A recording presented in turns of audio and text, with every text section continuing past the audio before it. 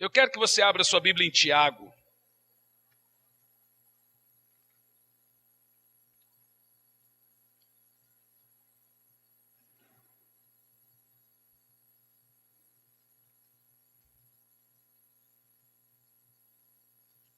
Tiago capítulo 1. Deixa eu te fazer uma pergunta. Quem aqui está passando por um momento difícil, uma espécie de luta e de provação na sua vida? Ou é só eu, ou é só todo mundo? Quem aqui está passando por um momento difícil na vida, de provação? Talvez você fale, pastor, não chega a ser, porque tem 3 níveis de provação, e eu vou falar sobre isso hoje. Quem aqui ficaria muito feliz se esse momento da sua vida acabasse? Então é muita gente. Bom, eu quero falar aqui hoje, o título é: Estou sendo provado ou tentado? O momento que você está passando é uma provação ou uma tentação? Como saber que essa crise na minha vida é proveniente de Deus ou de Satanás? O tema é muito sugestivo. Como nós não temos o hábito aqui de seguirmos conselhos de Augusto Cury, de Sócrates, de Platão, ou pensadores, ou livros de autoajuda, nós sempre, quando vamos pregar, usamos a Bíblia. E a Bíblia Sagrada tem um livro inteiro que fala sobre isso. Na realidade, é considerado por todos os teólogos o livro mais prático para a igreja. É o livro de Tiago. O livro de Tiago, ele vai nos ajudar em todas as situações que nós passamos. Na realidade, tudo que você passa, o livro de Tiago te traz uma resposta. Tiago, ele é diferente de Paulo. Paulo era um doutor, um teólogo. Tiago era um mestre, um doutor, mas ele é muito prático e objetivo. Tudo o que Paulo falou em 14 cartas, Tiago falou em alguns capítulos. Então, como que nós vemos Tiago? Aquele cara que gruda no seu colarinho, olha nos seus olhos e fala o que tem que falar, agora vai. Tiago era o tipo assim, um pastor Hernani, entendeu? Ele era um pregador, um cara objetivo, que olhava no seu olho e não dava recado, dizia o que tinha que dizer. Ele era tão terrível, gente, que Pedro morria de medo dele. Pedro macho daquele jeito, morria de medo de Tiago. De tal forma que a briga de Paulo e Pedro foi por culpa de Tiago. Paulo estava sentado à mesa com Pedro, na igreja dos irmãos gentios, comendo. Quando Tiago entra na porta, Pedro levanta. E tenta passar para Tiago que ele não estava ali, concordando com as doutrinas de Paulo. Aí Paulo não aguentou aquela hipocrisia de Pedro. E aí a Bíblia vai dizer que Paulo resistiu a Pedro na cara. Tem teólogo que diz que Paulo deu tapa em Pedro. Abafa o caso. Eu não sei se chega a esse ponto, mas que a briga foi séria, foi. Porque Pedro foi muito hipócrita. E aí Paulo entendeu que Pedro era passivo de repreensão. E Pedro, você está sendo hipócrita. Até agora você estava aqui puxando a sardinha dos irmãos e tal. Quando Tiago chega, você é hipócrita. Aí Paulo resiste. Tiago, ele não é o Tiago Zebedeu.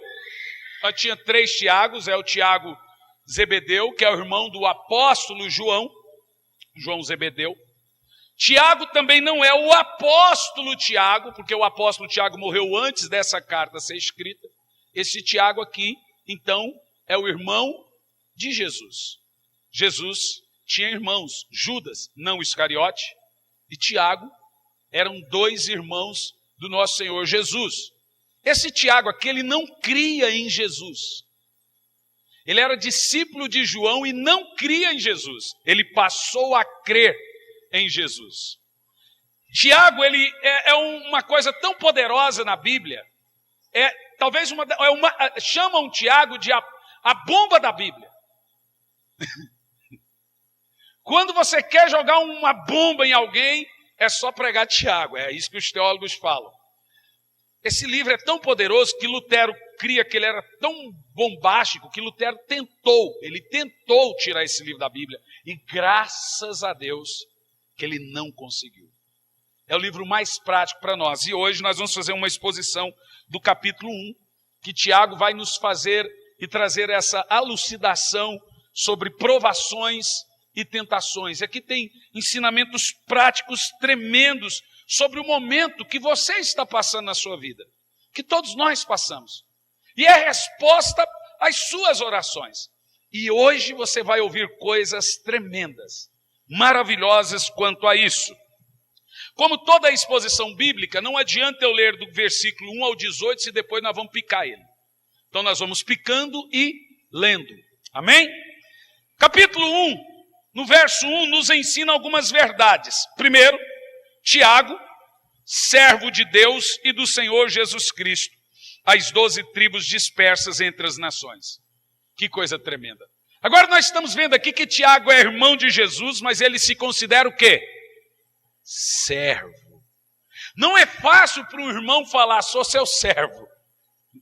Mas Tiago demonstra tamanha humildade, dizendo que ele é o quê de Jesus? Servo de Jesus.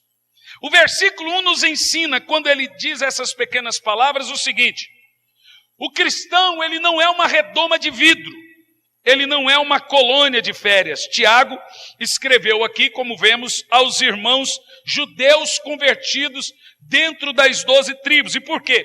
Eles estavam vivendo pelo Império Romano, eles tinham e tiveram seus bens saqueados, eles eram espancados, as mulheres, muitas delas eram estupradas, somente por serem cristãos, eles sofriam por causa de Jesus.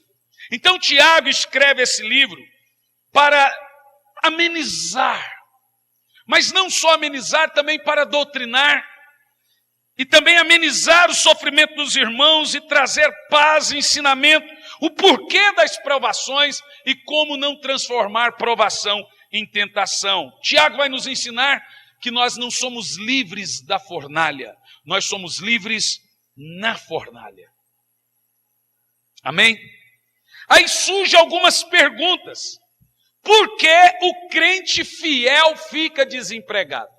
Na verdade, irmão, o crente é o seguinte: o mundo lá faz coisa errada e rouba e fica rico. Crente rouba, vai para a cadeia. Crente, quando faz coisa errada, o mundo desaba na cabeça dele. O mundo não. O rico fica rico, o rico apronta e fica mais rico. O crente, irmão, quando ele faz coisa errada, tudo dá errado. Ele conta a história para o carroceiro e o cavalo chora. Se ele monta uma fábrica de chapéu, nasce todo mundo sem cabeça. Crente não pode fazer coisa errada. Se fizer, tudo empeteca. Porque crente não é desse mundo. Então ele é uma contradição em termos. Crente viver no mundo e fazer o que o mundo manda, e crente ser do céu e fazer o que o céu manda. Ou você é crente, ou você faz coisa errada. É uma contradição. Então, normalmente, numa empresa onde decidem mandar um monte de gente embora, adivinha quem eles vão mandar embora? O crente. É uma coisa complicada. Por que o crente fiel sofre tanto, sofre doenças? Por que um crente fiel passa por momentos de dor? E o momento de dor é da hora para o dia. Eu acompanho aqui muitos irmãos aqui que estão super bem, no momento super bem, de repente me ligam: pastor, pelo amor de Deus, ora por mim, isso aconteceu, que desespero. Da noite para o dia acontece uma coisa que vira a sua vida de ponta a cabeça. Não é assim, Marlene? E aí, se você não tiver a cabecinha no lugar e o conhecimento certo do momento que você está vivendo, você começa a se perder. A Bíblia chama isso de noite da alma, ou o famoso dia mau. É fato que muita gente está vivendo momentos felizes. Eu estou vivendo um momento feliz. Mas já vivi momentos de muita tristeza. Você pensa, isso não vai acabar. Isso nunca vai passar. Mas para mim esse momento está sendo um momento assim de muita felicidade. Tirando a minha sogra que está lá em casa, 15 dias. É brincadeira. Brincadeira, eu quero agradecer minha sogra que está lá, ajudando e cozinhando. Hoje até comida no prato ela trouxe na mão para mim. Acho que eu nem quero que ela vá embora mais. Ela está ouvindo. Mas também muitas pessoas estão vivendo momentos de dor, momentos de luta, de angústia. Então nós temos duas situações nessa questão. Primeiro, é a dor que Deus transforma em triunfo. E segundo, o triunfo que Deus vai transformar em dor. Você sabe, na história de Davi, por exemplo, no momento de maior alegria de Davi, Deus transformou a alegria dele em tristeza. Então nós temos uma história, a tristeza que Deus vai transformar em alegria, e temos a alegria que Deus vai transformar em tristeza. É aí que nós vamos interpretar o que nós estamos vivendo, o que está acontecendo conosco. Então, vamos começar a exposição do capítulo 1 de Tiago. Primeiro, transformando tribulações em triunfo. Versos 2 ao 4. Vamos ler. Meus amados irmãos, considerai motivo de júbilo o fato de passardes por diversas provações, porquanto sabeis que a prova da vossa fé produz ainda mais perseverança. E a perseverança deve ter plena ação, a fim de que sejais aperfeiçoados e completos, sem que vos falte virtude alguma. Acho engraçado Tiago falar assim. Considerai motivo de júbilo que você está sofrendo. Que abuso escrever um negócio desse. Mas de fato é isso que ele está falando. E vamos entender por que Tiago escreve.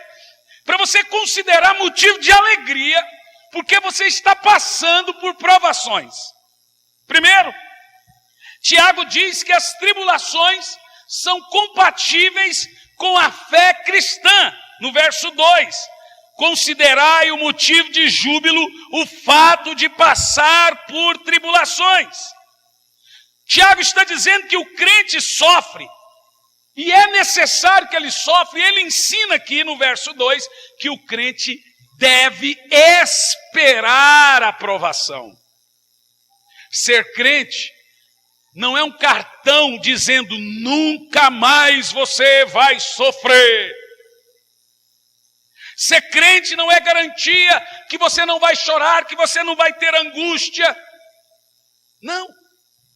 Tiago nos ensina aqui em primeiro lugar que você deve aproveitar o momento de alegria, aproveitar e assim esse momento é grande, é bom, mas você deve esperar também que a qualquer hora dessas vem a noite da alma, vem o dia mau.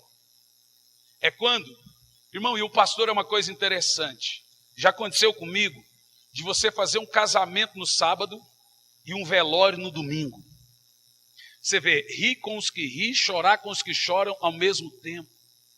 Já aconteceu comigo de fazer um casamento de uma família num domingo de manhã e um velório da mesma família no domingo à noite. Você vê que é um antagonismo, é uma coisa sem explicação. Tiago fala, espere, entenda. A palavra de Deus, ela vai nos advertir a esperar as provações. Jesus disse em João 16 e 33, no mundo tereis aflições, mas tende bom ânimo, eu venci o mundo. Paulo disse em Atos 14, 22, por muitas tribulações nos é necessário entrar no reino de Deus. Paulo diz ainda a Timóteo, na sua segunda carta a Timóteo 3 e 12, todos os que querem viver piamente em Jesus padecerão perseguições. O grande patriarca Jó disse em Jó 5 e 7, o homem nasce para a tribulação, como as faíscas voam para cima. É fato que a gente não gosta, que não é bom, que é dolorido, mas as provações nos são necessárias. É necessário sofrer. Não é só que elas vão vir, Nós vamos aprender aqui que Tiago vai dizer o porquê que é necessário padecer por provações. E por quê? Nós não somos desse mundo. Já começa por aí. Nós somos peregrinos nesse mundo. Terceiro, nosso lar permanente não é aqui.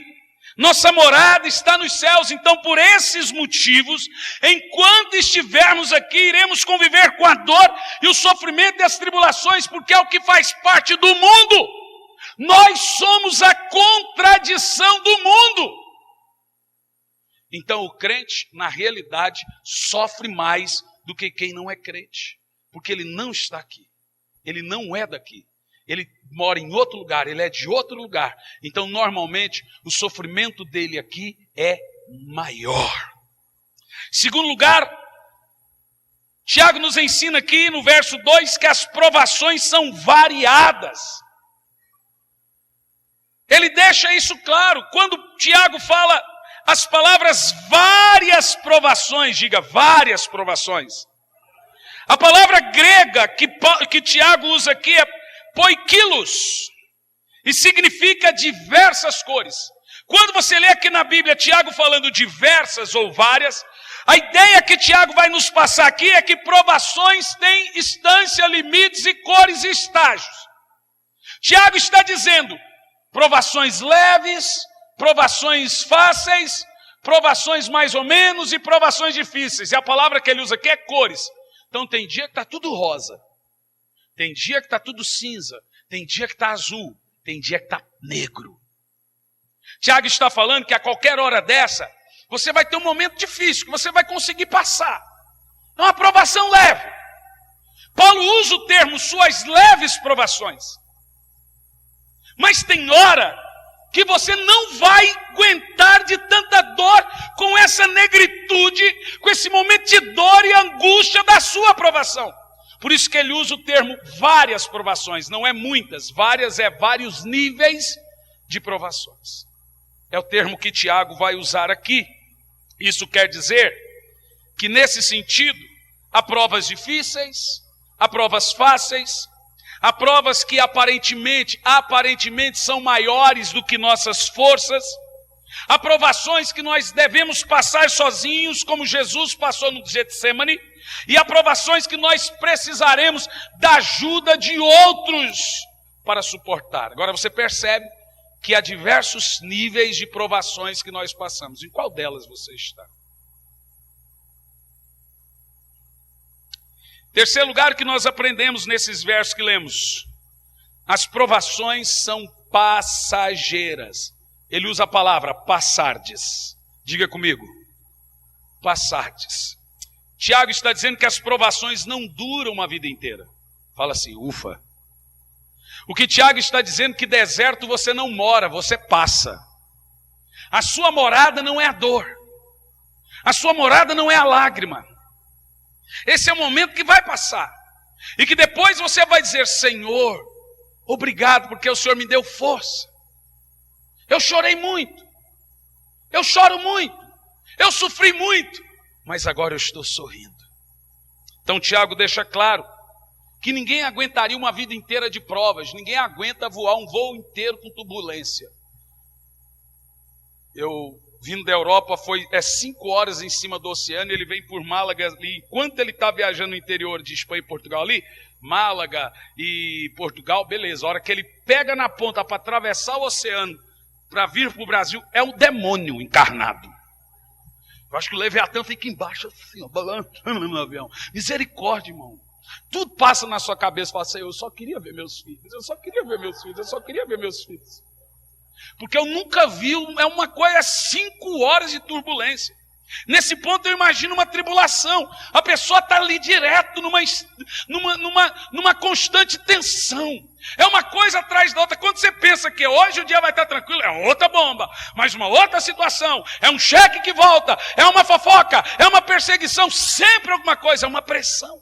Você vê que o cristão vive numa pressão, e o cristão começa a perguntar, quando é que eu vou ter paz?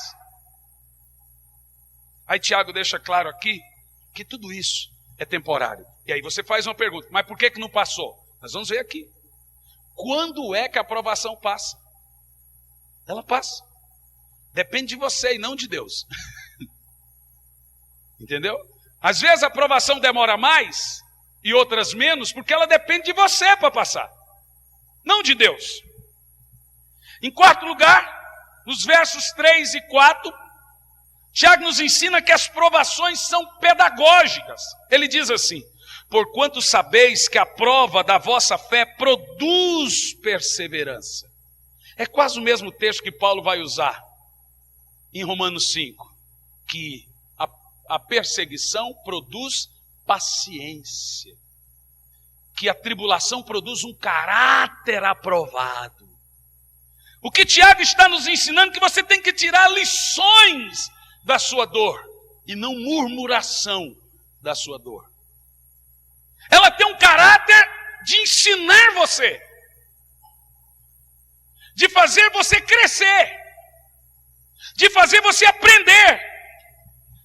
Nós somos testados para ver se a nossa fé, é isso que Tiago fala aqui, é de fato uma fé verdadeira. Olha o verso 4.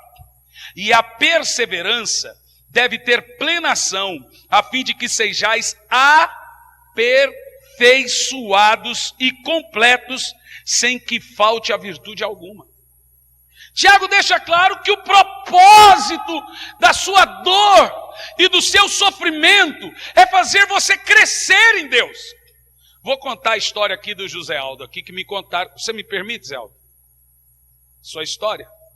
Fique em pé, Zé Aldo. Vê se não é a cara do lutador Zé Aldo, missionário lá. A história do Zé Aldo me comoveu. Obrigado, meu filho. Agora o seu nome de verdade. Seu nome de verdade para a igreja saber. É José. A história dele é interessantíssima. Ele tinha um irmão que sofria com diabetes desde o nascimento. E a diabetes foi comendo todo o corpo do irmão. Perna, dedos. Ficou cego, é isso? E ele cuidava do irmão. E agora chegou a oportunidade que Deus chamou o José para missões. Mas ele falou: eu não posso, Senhor, eu cuido do meu irmãozinho. E ali, muito precário, lá no interior do Maranhão. E ele era o único que cuidava do irmão. E ele não podia nunca trabalhar para Jesus. Sabe o que Deus fez? Levou o irmão dele. Eu estou só resumindo a história. Agora você vê que Deus, além de tirar a dor do irmão dele, falou: eu te quero no campo. Irmão, às vezes nós não entendemos o que está acontecendo conosco no momento que acontece. Mas lá na frente, você vai dizer que Paulo fala que todas as coisas contribuem. Não são todas as coisas boas. É todas as coisas, as boas e as más. Está em Romanos 8. Nós vamos chegar nesse ponto ainda, né? Terça-feira agora nós vamos chegar nesse ponto. Mas Paulo deixa claro que é necessário. Porque hoje você não vai entender. Se Daniel não tivesse passado pela cova dos leões, ele não seria um conselheiro de rei. Veja bem, José do Egito, na hora que ele estava ali no calabouço, ele não entendeu que lá na frente ele seria a provisão para Israel não ser estipada do mapa por causa de fome. Se José do Egito não fosse governador do Egito, Israel morreria de fome e sumiriam todos. Deus estava promovendo. Sabe qual é a diferença de Deus e o diabo? Satanás te exalta para te humilhar. Deus te abate para te exaltar. Tiago deixa claro que o propósito das provações é Deus trabalhar em nós. É Deus gerar em nós um aperfeiçoamento. É você ter experiências de vida. É você saber que Deus é Deus de milagre, porque você já precisou de milagres. É você saber que Deus é Deus de provisão, porque um dia você não teve nada para pôr na mesa, e Deus veio e colocou na mesa. Nós precisamos interpretar isso. Nós não podemos murmurar, mas entender que as provações, como diz Tiago aqui, elas servem para nos aperfeiçoar. É doído, de fato. Dói perder um ente querido. Dói o cobrador ficar ligando, cobrando sem você ter dinheiro. Dói ser humilhado. Dói ficar desempregado e a mulher não entender, dói. Mas isso vai servir para você ter experiência, para você aperfeiçoar na fé ainda mais. O silêncio de Deus, irmãos, fere mais do que o grito da sua ira. Mas nós temos que interpretar isso. Segundo lugar, agora do verso 5 ao 12, como lidar de forma sábia com as provações. Versos de 5 a 12, vamos ler. Se algum de vós tem falta de sabedoria, peça a Deus, que a todos concede liberalmente com grande alegria. Todavia peça com fé, sem qualquer sombra de dúvida, pois quem crê com reservas é semelhante à onda do mar, agitada e levada pelos ventos. Não imagine tal pessoa que assim receberá coisa alguma do Senhor, pois é vacilante e inconstante em todos os seus caminhos.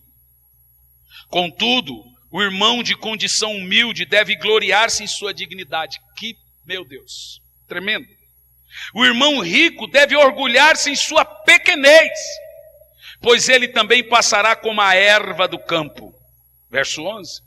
Porque o sol se levanta como seu calor intenso e seca a planta. Cai então a sua flor, e toda a sua beleza e glória desvanecem. Da mesma forma, o rico definhará em meio a seus muitos compromissos. Feliz a pessoa que persevera na provação, porquanto após ter sido aprovada, receberá o prêmio da coroa da vida, que Deus prometeu aos que o amam. É lindo, não é, gente, a Bíblia? Como eu queria que os pregadores descobrissem a Bíblia em vez de livros. O que Tiago vai nos ensinar aqui do verso 5 ao verso 12? Primeiro, o alvo de Deus em nossa vida sempre será a maturidade cristã. Isso significa que à medida que nós somos provados, nós devemos pedir a Deus que nos mostre o que Ele está fazendo, como fala aí no verso 5. Deus nos prova para nos desmamar. Entendeu o que eu disse? Você tem que crescer. Isso significa que a maneira de eu pedir a Deus o que Ele está fazendo é pedir sabedoria. Então, para alcançarmos o nível e o alvo de maturidade, Deus faz 3 coisas. Primeira, há uma obra, Tiago nos ensina, que Ele realiza por nós, que é a salvação. Segundo, há uma obra que Ele realiza em nós, que é a santificação. Por nós, salvação, em nós, santificação. Terceiro, uma obra que Ele realiza através de nós, que são nossas boas obras. Diga comigo assim: por nós, em nós e através de nós. Ou seja, a provação, ela precisa passar por esses 3 crivos de Deus. Deus quer realizar uma obra por nós, em nós e através de nós. Entende o que eu disse? Nesse quesito, irmãos, Deus não tem pressa. Nessas 3 obras que Deus faz por nós, em nós e através de nós, olha que tremendo, Deus não tem pressa. Aí você fala, mas Ele tem que ter. Mas Ele não tem. Vou te dar alguns exemplos. Deus trabalhou 25 anos na vida de Abraão. Olha a pressa de Deus. Deus trabalhou 13 anos na vida de José para depois colocá-lo no trono. Por que Deus teve que trabalhar 13 anos? José era melancólico, falador. Um rei não pode ser fraco, e José era. Então Deus queria José com casta grossa, que aguentasse a pressão. E quem deu essa pressão para ele foi as chibatas do Egito. Ele não podia ser um molão, ele não podia ser um chorão, um melancólico. Ele seria líder no Egito. Deus trabalhou 80 na vida de Moisés antes de usá-lo como líder. Isso aqui me deixa... Jesus trabalhou 3 anos na vida dos apóstolos antes de enviá-los ao mundo. Jesus trabalhou 14 anos na vida de Paulo antes de começar a usá-lo como o grande apóstolo do cristianismo. Cada um de nós varia de tempo de provação. Você vê, Moisés foi 80. Os discípulos foram 3 anos. Paulo foi 14 anos. José foi 13. Por que um é 80, o outro é 3? Depende da personalidade. Depende do temperamento da pessoa, da humildade da pessoa, paciência da pessoa, ousadia da pessoa e como ela está disposta a renunciar. No caso de Moisés, você vê como ele era ruim. Você entende? Você vê, Moisés foi 80, Abraão 25, José 13. Depende de como a pessoa está ouvindo a voz de Deus e sendo sábia em meio à provação. Enquanto você não entender, vai durar 80, talvez você vai morrer sendo provado, irmão. Porque Deus não tem pressa. O que Deus quer é gerar em você a imagem de Jesus. Se você atrasa isso, o problema é seu, não dele. Depende de como você murmura mais ou menos. Depende de como você é humilde. Se você entende que as pessoas estão te perseguindo. Porque hoje a igreja é assim. A pessoa, ela fica na igreja até ela ser contrariada. Quando ela é contrariada, ela vai para outra. E lá ela vai ser também. Então, normalmente, as pessoas têm um prazo de validade de 1 ano e meio, no máximo 3 em cada igreja. Porque elas querem ouvir o que gostam. Elas querem tapinha nas costas. Por isso que agora eu lido pouco com as pessoas na igreja. Eu pego os dois aqui e falo, fala do jeito de vocês. Deixa os piores pepinos para mim. Quando Deus quer resolver casca grossa aqui, ele fala assim, vou soltar o pitbull da igreja. No caso sou eu. Por enquanto ele deixou com a mordadura, com o negócio aqui, fica quieto. Quando a coisa engrossa, Deus fala, vai lá. E tem coisa aqui, irmão, que é grosso. Que você tem que ter personalidade para resolver. Mas a Bíblia deixa claro que depende de você para que a provação continue por 1 ano, 2 anos, 3 anos, 10 anos, ou durar 3. Depende, minha filha. Depende de como você entende. Se você não entende ainda, Deus está sem pressa nenhuma. Sabe por quê? Deus sabe que você vai ser salvo. Mas Deus não quer que você seja torto. Então Ele vai dizer o seguinte, se eu tirar a aprovação dele, ele vai para o inferno. Deus sabe que tem gente que é difícil, duro, um coração ruim, não perdoa, não pede perdão, não reconhece erros. E aí Deus fala, vai durar igual Moisés. Agora, 80 anos, irmão, Moisés não era, meu Deus, gente, o que é isso? 80 anos sendo provado é porque o homem era, mas também. Deus chamou Moisés, não foi para ser um rei, foi para ser um general. Deus não precisava de um rei, porque o rei era ele. Deus precisava de um general. Deus precisava de um cara assim. Qualquer povinho ruim, como é o judeu, tem que ser um Moisés.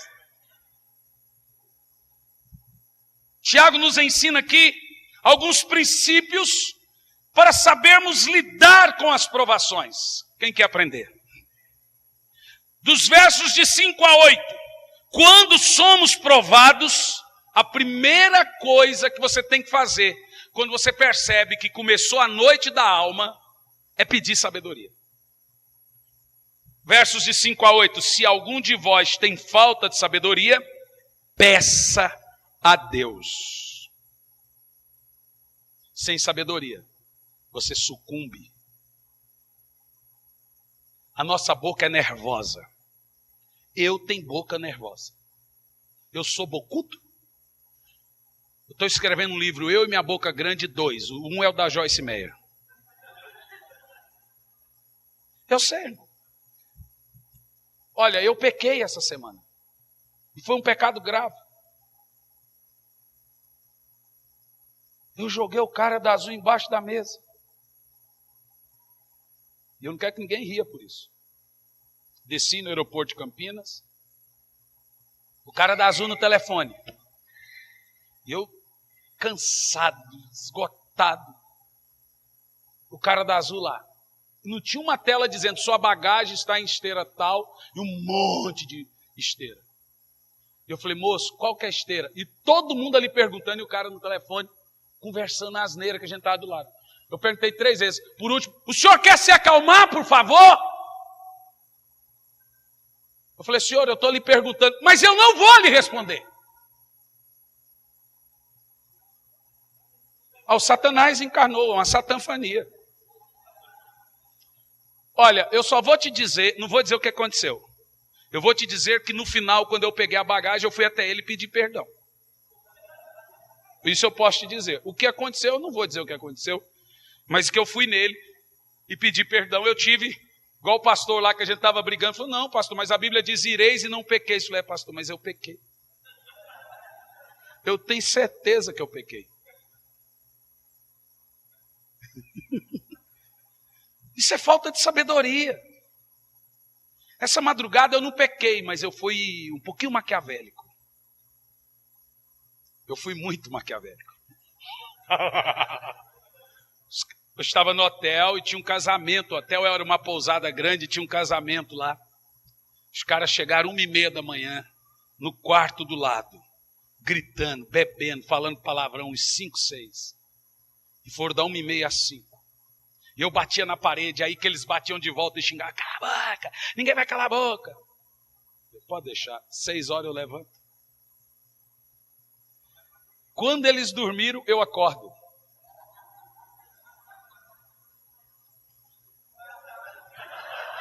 Minha é a vingança e eu dou. Deus falou assim, eu vou usar meu servo agora. Eu peguei a televisão, liguei na Bandeirantes, estava passando Power Ranger. Power Ranger! E pus no último. Fechei o quarto. O pastor ia me buscar às 7. Eu fechei o quarto, mas só entreguei a chave na portaria às 7. E fui para a portaria. Irmão, que desespero daqueles rapazes. Eu olhava e ria. E gritavam, iam na porta. Alguém faz alguma coisa. E eu... Não dormi. A hora que eles dormiram, eu acordei. Falei, agora vocês vão ficar acordados. Eu fui bem menino, né? Mas eu acho que você faria a mesma coisa. Irmão, eu cansado. Os caras gritaram até 5 da manhã do lado. Aí ligava na portaria, o cara mandava o porteiro calar a boca. Aí eu cheguei no porteiro e falei assim, olha, aqui está a chave, aqueles meninos que gritaram. Falei assim, agora eu vou deixar eles assim até 9 da manhã. O porteiro estava enjoado. Eles ligavam, o porteiro falou, mas a chave não está aqui. A hora que achar eu vou lá e abro. Não, vamos arrombar. Se você arrombar, chama a polícia. Não dormi. Coisa boa. Já pedi perdão também. Mas no caso do aeroporto, eu não bati em ninguém. Eu não dei testemunho. Nós não podemos agir assim. Mas sabe qual que é o feio disso? Que depois, quando ele falou aquilo, ele falou para mim sozinho. Quando eu tive que pedir perdão, tinha um monte da gente azul em perto. Eu tive que passar vergonha e falar, queridão, me perdoa. Aí o cara falou, por que você está pedindo perdão? Eu falei, porque eu sou crente. E aí? Não vale a pena, irmão. A Bíblia ensina que a gente tem que sofrer o dano. Isso já tinha mais de ano que não acontecia comigo. Tive uma recaída. Eu estou com os nervos à flor da pele. A Belinha não deixa a gente dormir, gente. Eu não durmo. Se eu não dormir, eu fico doente. Preciso dormir. Agora, o que é sabedoria, irmão? Quando o Tiago fala, peça sabedoria, o que é sabedoria? Olha que coisa interessante. A primeira coisa que você tem que fazer quando você está passando por um momento difícil é pedir sabedoria. Agora, como que isso funciona? O que é sabedoria? Sabedoria é mais que conhecimento. Sabedoria é o uso correto do conhecimento.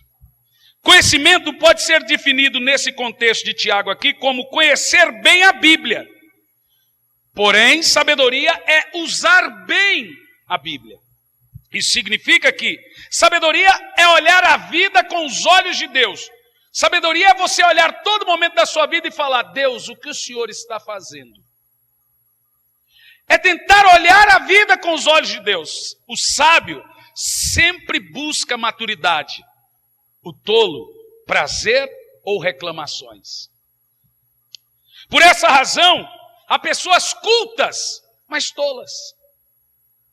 O tolo é o cara que não vê que o diabo está usando um outro cara para fazer você perder testemunho. E se você não vai lá e pede perdão para ele, você vai ficar mal consigo mesmo. Porque o Espírito Santo fica: você errou, você errou, você errou.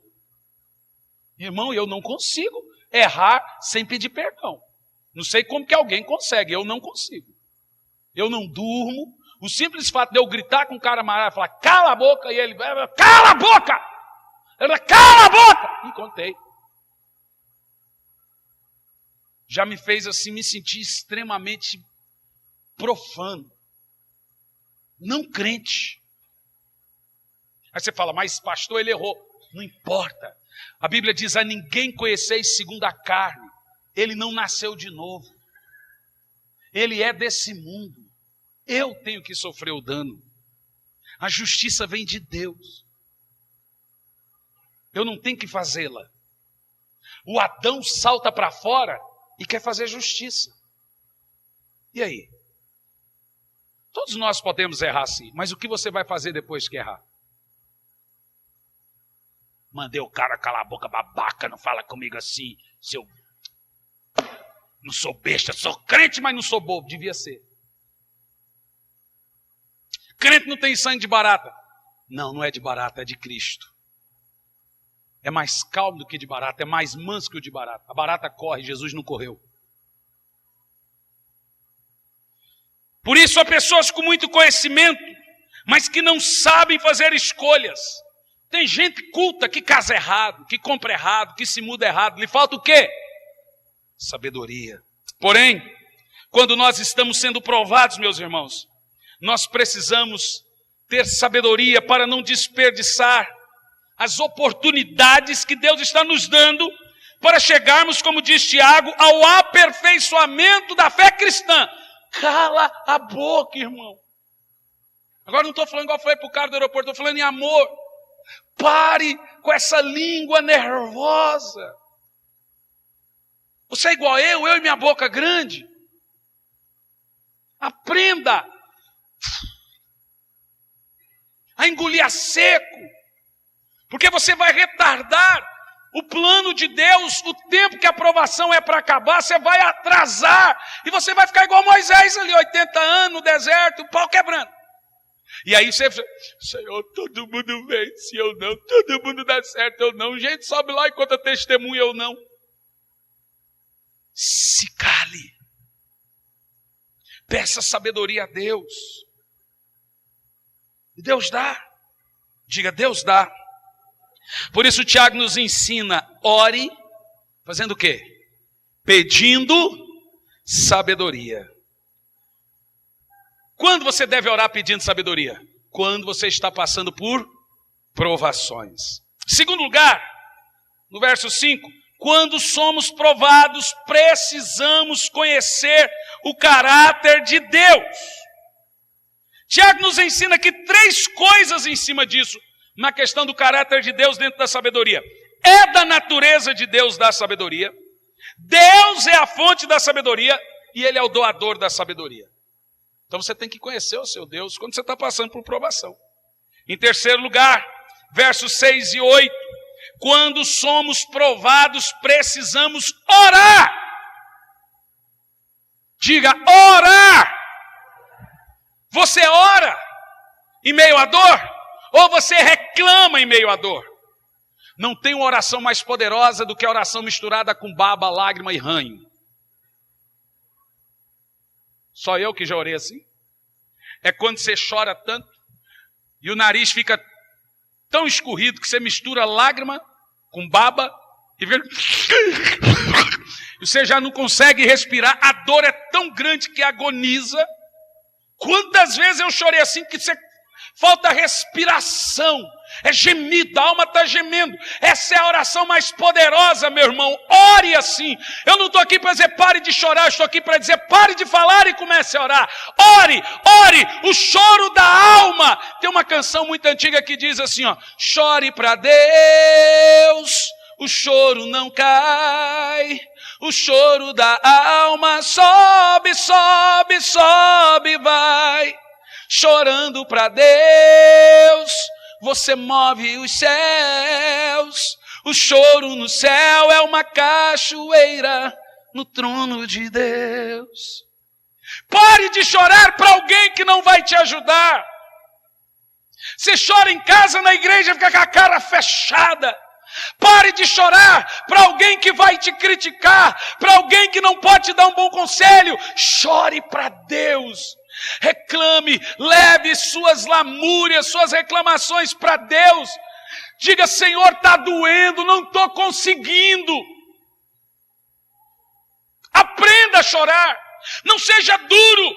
Não vou chorar. Não, põe para fora, tem que pôr para fora. Essa mesma música começa assim, ó: quantas vezes nós contamos os problemas para alguém que nem sempre é capaz de resolver. Quantas vezes nós contamos os problemas para alguém, mas também não pode resolver. Mas existe um amigo, ele sim conta contigo, ele é Jesus e vai te ajudar. É para ele, vai para a cruz, diga para ele: Senhor, eu estou sem dinheiro, a minha mulher está me pressionando. Fala: Senhor, o meu marido está me humilhando, meu filho é viciado. Fala para ele: Senhor, eu não aguento mais. Não adianta falar para o patrão, reclamar, essas pessoas não podem te ajudar. Aprenda a chorar para Deus. E esse choro mistura-se com lágrima. Tiago fala: ore.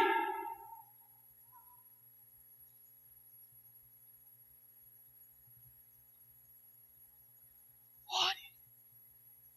Toda pessoa que aprendeu a orar em meio a provações, aprendeu a orar. Entendeu o que eu disse? Você sabe por que eu sou uma pessoa de oração? Porque teve momentos na minha vida que a única coisa que eu tinha era orar. A única pessoa que eu podia falar era com Deus. Se eu não falasse com Deus, eu ficaria louco. Camarada que não é seu pai, não é sua mãe, te trancar num quartinho depois de te espancar e falar: fica aí agora até amanhã, sozinho. Sem comer, sem nada. Só porque você entrou na frente para proteger seu irmão, que ele era muito criança, numa chácara que o diácono da Assembleia de Deus plantava maconha. Meu pai deixou lá para ele cuidar da gente. O cara foi bater no Samuel, entrei na frente, ele me espancou, chutou a cabeça, jogou eu dentro do quartinho, fechou, falou: fica agora aí, até amanhã. Sem comer, sem nada. Se você não tiver Deus, você enlouquece. Tem muita gente aqui que está ficando louca porque não fala com Deus. Tem muita gente aqui tomando remédio, psicodrópico, se sentindo feia, horrível, ridícula, entrando em depressão porque não ora. Irmã, irmão, deixa eu te falar uma coisa: ou você começa a falar com Deus já, ou você vai para o hospício. Tiago fala: ore a Deus. Com quem que você tem que falar no momento das provações? E fazendo o quê? Peça a Ele. Peça a Ele sabedoria. Em quarto lugar, versos 9 e 11. Quando somos provados, precisamos nos alegrar nas riquezas espirituais. É estranho Tiago usar o termo se alegre nas riquezas espirituais. Versos 9 a 11. Contudo, o irmão de condição humilde deve gloriar-se em sua dignidade. O irmão rico deve orgulhar-se em sua pequenez, pois ele também passará como a erva do campo. Olha para mim. A lição que Tiago nos ensina aqui é que nem rico e pobre são rico e pobre. Entendeu o que eu disse? Nem rico nem pobre são rico ou pobre. Porque a verdadeira riqueza são as espirituais. Tiago nos dá lições aqui. A primeira lição: dentro da igreja sempre vai ter irmão rico e irmão pobre. E como o rico e o pobre lidam com as provações? O irmão pobre tem que lidar com a provação de um jeito. O irmão rico tem que lidar com a provação de outro jeito. Porque a provação vem para rico e pobre. Tiago aplica aqui o princípio da sabedoria. E ele vai dizer assim: o irmão pobre deve gloriar-se pelo que ele terá no céu. Ou seja, o irmão pobre deve gloriar-se pela sua dignidade. Nunca roubei, nunca menti no emprego, nunca enganei ninguém para ser rico. Sou crente, não desonesto, sou de Deus. Então, ele está pobre, mas ele mantém a sua dignidade. Na hora da aprovação, ele está falando assim: eu tenho a consciência limpa. É isso que ele fala, que o irmão pobre deve pensar o seguinte: não é o pobre que é pobre, e na hora de provação, aí que ele empeteca tudo, ele só faz coisa errada, ele peca, ele mente, aí não vai se orgulhar de quê? Ele já não se orgulha pela falta, e não se orgulha da dignidade, do que ele vai se orgulhar? Tiago diz que o irmão pobre deve orgulhar-se, que mesmo não tendo nada, ele mantém a fé, então ele tem um galardão eterno. E como o irmão rico deve fazer? O rico deve orgulhar-se pelo que ele não tem permanente na terra. O que isso significa? O pobre orgulha da dignidade, o rico da sua insignificância. O pobre diz: eu sou rico em Deus. O rico vai dizer: ser rico não me impediu de sofrer. Ser rico não me impediu de ser provado. O rico tem que se orgulhar disso, que a riqueza dele não livrou ele da dor, da sua insignificância, dele pensar: o meu dinheiro não compra paz, o meu dinheiro não compra alegria. É isso que Tiago nos ensina. Tiago nos ensina que o pobre, ao ser provado, tem que dizer: sou rico em Deus. O rico, ao ser provado, tem que dizer: quão vulnerável eu sou. Entendeu? Entendeu? Cada um tem que olhar para a sua vida na perspectiva da eternidade. No verso 10, Tiago oferece uma comparação. Ele diz que o rico é como a flor. Ele é extremamente frágil. No verso 11, Tiago faz uma explanação. Ele diz: pois o sol. Ele fala que é totalmente vão, a flor cai. No verso 11 da parte B, Tiago tira uma conclusão. Ele diz: assim o rico murchará também. Desta maneira, Tiago nos ensina a instabilidade de confiar nas riquezas. Em quinto lugar, verso 12. Quando somos provados, precisamos estar de olho na recompensa.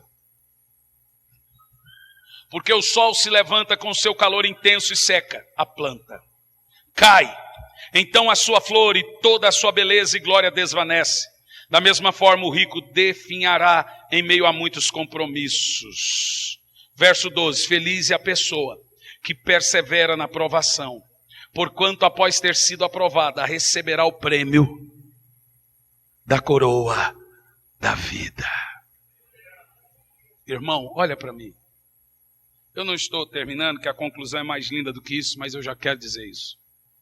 Está chegando o dia da nossa dor acabar. O céu está chegando. Não perca o foco. Tenha esperança na eternidade. Terceiro lugar, agora dos versos 13 ao 18, para concluir o nosso sermão. E aqui eu termino com uma aplicação, uma coisa que você tem que parar para pensar. Quando a provação deixa de ser provação e se torna uma tentação. Isso acontece? Pode acontecer. E acontece na maioria das vezes. Tiago vai nos trazer uma revelação aqui, do verso 13 ao 18, como que a provação deixa de ser provação e se transforma em uma tentação. É cruel, mas é verdadeiro. Uma pessoa madura, ela é paciente nas provas. Uma pessoa imatura, inevitavelmente ela vai transformar provações em tentações. Como que você transforma a provação em tentação? Pela sua imaturidade. O que é imaturidade? É não estar pronto. Moisés gastou 8 anos porque ele era o quê? Maturo. Aí foi lá, o que foi? Matou um, enterrou um. Fugiu e disse, não, eu quero ficar aqui com meu filhinho aqui, não sei o quê. Uma pessoa madura, ela é paciente e a provação acaba. Veja que José foi só 13 anos. Mas Moisés foi 80. Uma pessoa imatura transforma a provação em tentação. Como que isso acontece? Quando passamos por dificuldades, somos tentados. Veja, toda provação tem o diabo na lateral. Tem Deus com a gente e o diabo na lateral. Por que o diabo fica na lateral? Porque ele vai tentar transformar a provação de Deus em uma tentação enviada por ele. Escute bem. A provação enviada por Deus para o seu aperfeiçoamento, seu crescimento. E o tempo dela depende do seu crescimento, do seu entendimento, da sua sabedoria. Mas Satanás quer retardar esse processo. Então, o propósito dele é tentar você. E a pior tentação dentro da aprovação é levar você a questionar o amor de Deus e o poder de Deus. Quando você faz isso, a mensagem que você passa é: não amadureci. 80 anos, 20 anos, 30 anos. Não entendi ainda. Ai, mas não é possível. Ai, não aguento. Ai, você está questionando a Deus, irmão. Cadê a sabedoria? Eu e minha boca grande. Irmão, ó. Fecha a boca, por favor. Ah, lá. Joga para dentro. Esse linguão aí. Vai mudar a sua vida se você falar? Você vai conseguir o dinheiro se você ficar xingando, murmurando e reclamando? Não. Vai. Responda. Vai tirar a doença se ficar questionando? Tudo que o diabo quer é ouvir suas palavras. E aí, aos poucos, ele vai moldando a situação. Aos poucos, ele tira o caráter de provação e transforma isso em uma tentação. Tiago ensina como funciona esse processo. Satanás, em primeiro lugar, ele oferece um caminho para fazer você escapar das provas. Jesus estava sendo provado. Satanás ofereceu atalhos. Satanás apareceu no deserto para quê? Para tentar transformar as provações em tentações. Tentação não é pecado. Corresponder à tentação é pecado. E essa oportunidade que Satanás nos dá de atalhos é o que nós chamamos de tentação. Na hora da dor, na hora do desemprego, Satanás vai falar assim, ó, faz um bico aí, ó. Esse é um dinheiro fácil, vai lá e faz. Dá certo. Deu certo com fulano, eu já te disse, com crente nunca dá certo essas coisas. Dá certo com eles lá, com crente fazer dá errado. Vão descobrir. E você está no olho do furacão.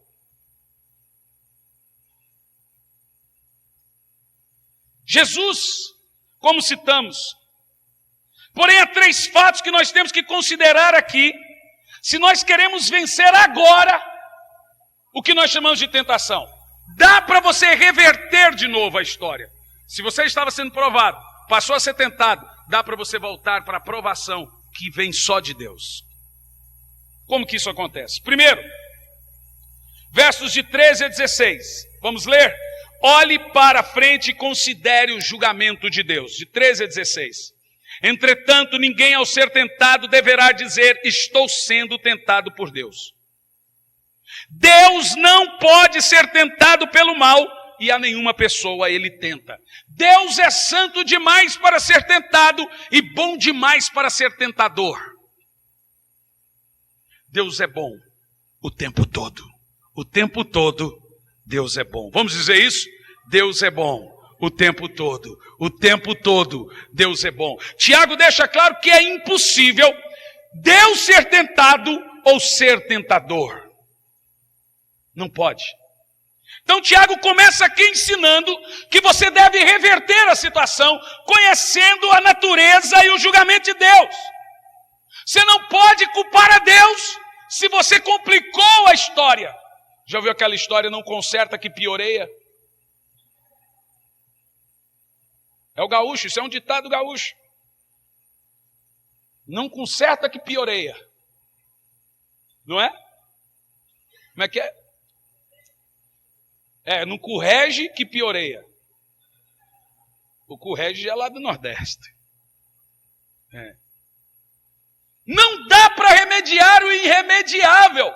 Não tente consertar a sua vida. Deus pode fazer isso, você não. Não pegue atalhos. Minha esposa não me dá atenção. Vou arrumar outra. A coisa já está ruim mesmo, vou aproveitar e petecar tudo. Transformou provação em tentação. E não adianta agora você for olhar para Deus, Senhor, o Senhor não, Deus não tem nada a ver com isso. Tiago primeiro começa falando das provações, agora ele vai falar do caráter das tentações. Ele diz, não diga que é Deus que está te tentando. De alguma maneira, você transformou essa provação em tentação. Nunca culpe a Deus. Jamais faça isso. Nesse ponto, Tiago agora vai trazer uma revelação até o verso 16 sobre a concepção que provoca e que vem depois da tentação. Ele vai trazer aqui os 4 estágios da tentação para gerar o pecado praticado. Primeiro estágio, verso 14. Desejo e cobiça. Cada um, porém, é tentado pelo próprio mal desejado. Uau!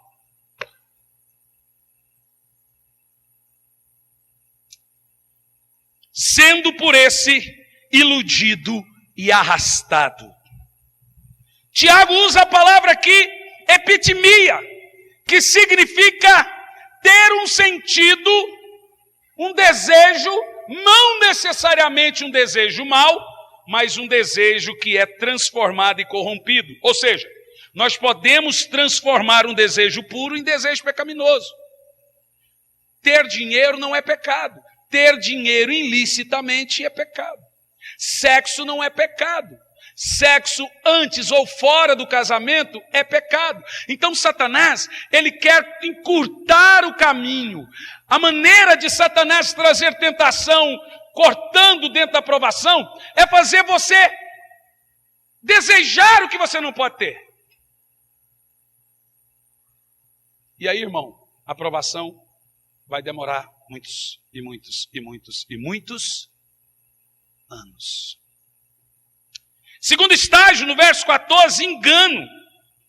Tiago usa aqui as figuras para ilustrar o engano e a tentação. Ele diz, primeiro, atrai. A figura que ele usa aqui é do pescador usando um anzol com isca. A isca é a sedução. O anzol é como ele atrai. Tiago está dizendo que a maior arma do diabo é o camarada caçador que arma uma arapuca e põe o alpiste embaixo da arapuca e fica à espreita. Quem é que vem voando para dentro da arapuca? De quem são as asas? Quem quis voar? Quem quis comer? O diabo não obrigou o pássaro a entrar lá dentro. Ele desejou. A única coisa que Davi viu foi uma mulher pelada. Só isso.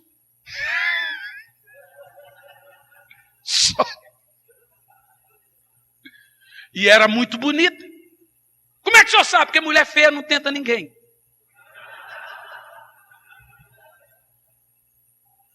Tem certeza? Se fosse um trubufuto, Davi fecharia a janela. Mas é fato que Satanás, ele quer mudar a provação, mostrando para você as coisas. E ele é convincente. Então Tiago deixa claro que ele usa a isca e o anzol. Atrai depois de seduzir. Atrai depois de seduzir. Se Ló pudesse ver a ruína que estava por detrás de Sodoma, ele não teria ido para Sodoma. Se Davi pudesse ver a desgraça que se acometeria na casa dele, ele não traria aquela mulher nua para dentro da casa dele. Se Sansão pudesse imaginar que ele ficaria cego, ou se transformaria de juiz a palhaço, ele não ficaria 2 dias se banqueteando no colo de Dalila lá no monte. Você não tem como prever aonde esse caminho que você está tomando vai chegar, mas você vai morrer espiritualmente, até naturalmente, vai ser uma vergonha para a família. Se já não é uma vergonha para a família, você precisa mudar esse caráter urgentemente. Você está cavando sua própria cova. Terceiro estágio, o nascimento do bebezão chamado pecado. Verso 16. Meus amados irmãos, não vos permitais ser enganados. No verso 14 e 15, Tiago diz, cada um, porém, é tentado pelo próprio mal desejado, sendo por este iludido e arrastado. Verso 15, em seguida, esse desejo, tendo concebido, faz nascer o pecado, e o pecado, após ter consumado, gera a morte. Meu Deus, diga misericórdia. Tiago fala do nascimento de um bebê maldito chamado pecado, levando ao quarto estágio, que é a morte. Ele diz, a cobiça, depois de haver concedido, dá luz ao pecado, e o pecado, uma vez consumado, gera morte. Nós vemos aqui, irmão, nesse texto, a genealogia do pecado. Qual que é a genealogia do pecado? A cobiça é a mãe do pecado e a avó da morte. E Paulo diz em Romanos 6:23 que o salário do pecado é a morte.